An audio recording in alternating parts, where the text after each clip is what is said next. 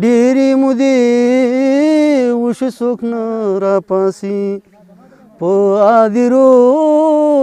باندې باران وریږي سم په شیبو باندې باران وریږي. دوستانو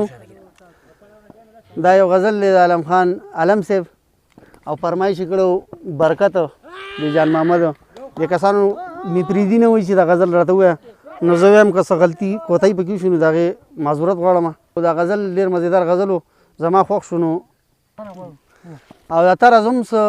ګډوډ شو خو د دې بخښنه غواړو. نو زموږ دا چینل لایک کوئ سبسکرایب کوئ کمنټ پې وکئ چې زموږ دا غزل تاسو ته څنګه ښکاري څنګه ولګېدو ښه دی او که ښه نه دی. په لوړو غرو باندې باران وریږي سم په شیبو باندې باران وریږي په لوړو غرو باندې باران وریږي سم په شیبو باندې باران وریږي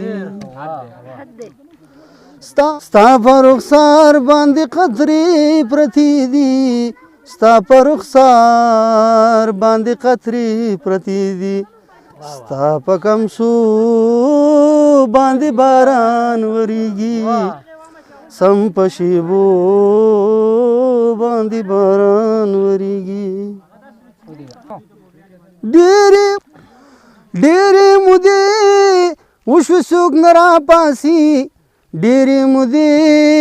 وشوې څوک نه راپاسي ډېرې مودې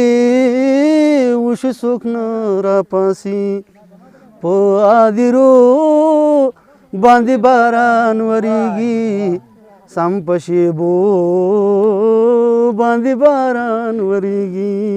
اوس په دې سیمه کې غان ټول نه کېږي اوس په دې سیمه کې غان ټول نه کېږي اوس په دې سیمه کې غان ټول نه کېږي اوس په ایرو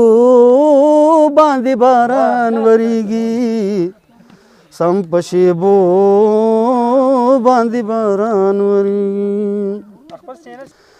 د سیند په غاړه د بوډۍ ټال دی د سیند په غاړه د بوډۍ ټال دی د سیند په غاړه د بوډۍ ټال دی د سیند په غاړه د بوډۍ ټال دی د سیند په غاړه د بوډۍ ټال دی سرو غرمو باندې باران وریږي سم په شیبو باندې باران وریږي. د عالم خان ورته په غاړه ناست دی د عالم خان ورته په غاړه ناست دی د عالم خان ورته په غاړه ناست دی د عالم خان ورته په غاړه ناست دی د عالم خان ورته په غاړه ناست دی او په اوبو باندې باران وریږي سم په شیبو باندې باران وریږي په لوړو غرو باندې باران وریږي سم په شیبو باندې باران وریږي.